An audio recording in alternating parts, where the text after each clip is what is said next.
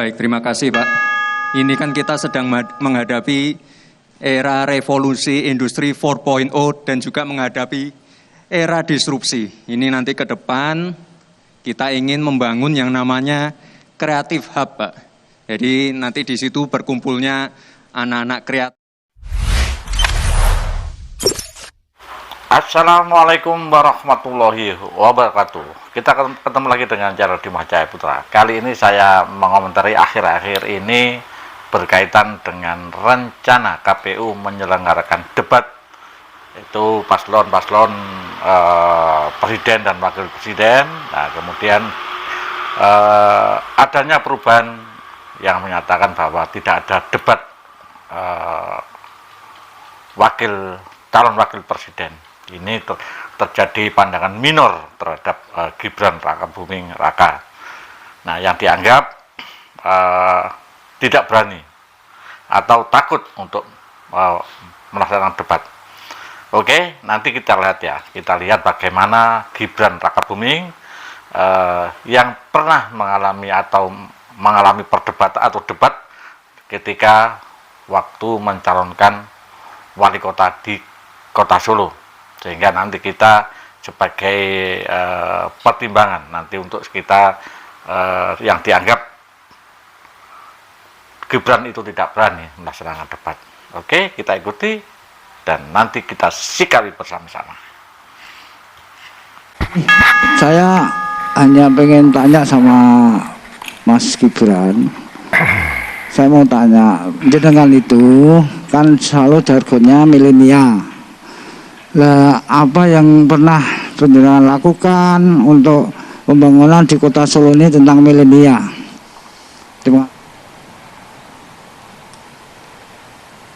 Baik, terima kasih Pak. Ini kan kita sedang menghadapi era revolusi industri 4.0 dan juga menghadapi era disrupsi. Ini nanti ke depan kita ingin membangun yang namanya Creative Hub, Pak. Jadi nanti di situ berkumpulnya anak-anak kreatif, bisa mencurahkan ide-ide dan kreativitasnya.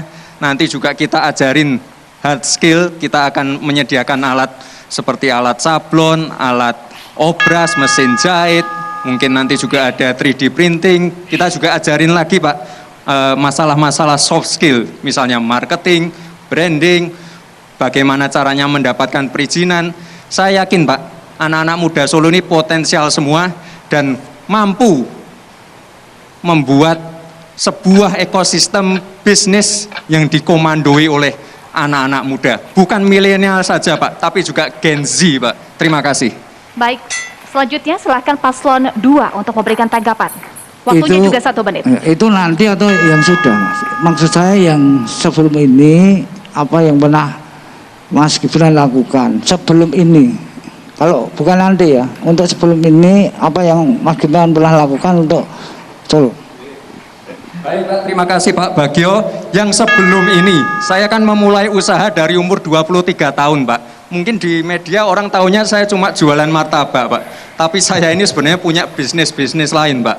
Jadi saya selama ini kalau mau dihitung ya pegawai saya udah banyak sekali Pak. Ya itu salah satu sumbangsi saya untuk bangsa ini Pak, dan sekarang saya nyemplung ke politik ya tujuannya biar saya bisa bermanfaat untuk orang yang lebih banyak lagi Pak. Dan saya tadi bilang masalah kreatif Pak, karena apa? Karena sebelumnya saya pernah berpartisipasi di acara yang namanya Akademi Instagram Pak, dan itu sangat-sangat memacu anak-anak muda untuk bisa Gibran Rakabuming Gibran mencalon wali kota dan kemudian melaksanakan debat dengan calon yang lainnya. Ini adalah beberapa cuplikan yang saya ambil momen-momen penting ketika itu. Oke, ini adalah video 3 tahun yang lalu. Nah, ini sebagai pertimbangan yang bagi mereka yang meragukan kemampuan Gibran, coba ini lihat ya. Karena apa? Ini sebagai acuan bahwa kita jangan melihat orang itu dari casingnya, ya. Dianggap tidak banyak bicara, kemudian dianggap juga tidak bisa berdebat. Ya perlu kita sampaikan latar belakang juga ya, ketika anaknya seorang presiden ya, bagaimanapun mereka juga mendengarkan, sering bercerita bapaknya tentang bagaimana mengelola negara. itu juga ilmu yang didapat secara tidak langsung ya ketika kita melihat kegiatan-kegiatan Pak Jokowi. Itu diantaranya adalah ilmu yang didapatkan secara tidak langsung. Yang kemudian latar belakang kemudian yang selanjutnya, Bapak Gibran ini kan juga sekolah menengah atas atau setingkat SMA itu di Singapura.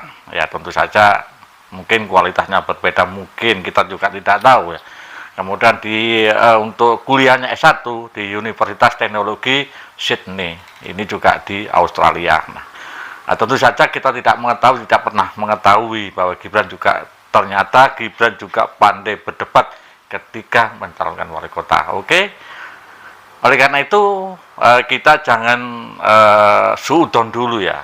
Ya, kita suudon kepada Gibran yang menyatakan tidak berani berdebat atau menghindari ketika ada yang kemarin di forum Muhammadiyah Gibran tidak ada hadir. Itu pun juga ada pemberitaan bahwa Gibran tidak berani untuk datang ke forum-forum tersebut. Inilah yang selama ini kita selalu menganggap Gibran tidak berani.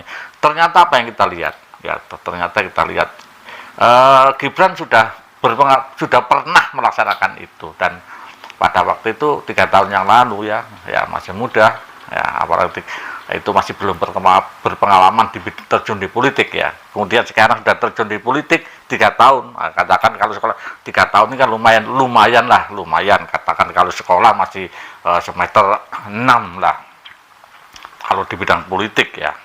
Nah, kita harus memberikan peluang ya kepada anak muda. Janganlah anak muda itu kita bunuh karakternya, dianggap tidak mengerti ya.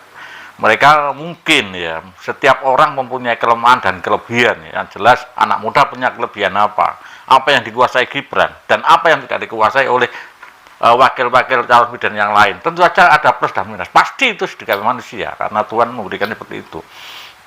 Tidak ada manusia 100% sempurna, tidak ada yang jelas.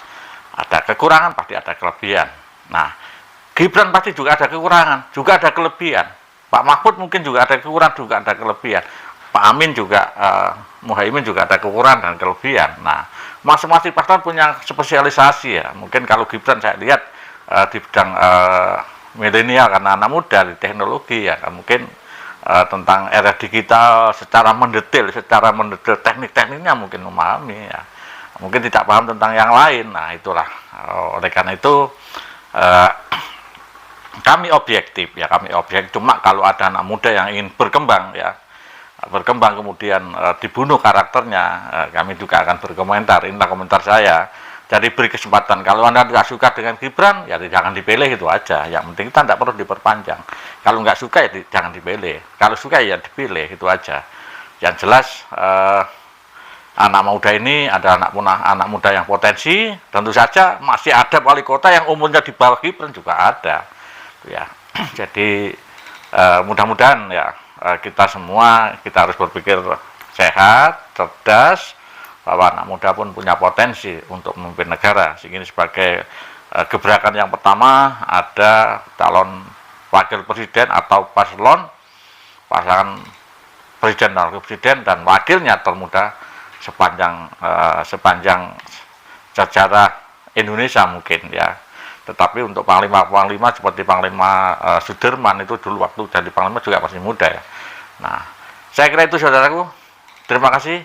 Mari kita belajar politik dengan cerdas agar kita nanti ke depannya kita akan bisa berbicara secara berkualitas. Saya kira itu. Terima kasih. Assalamualaikum warahmatullahi wabarakatuh.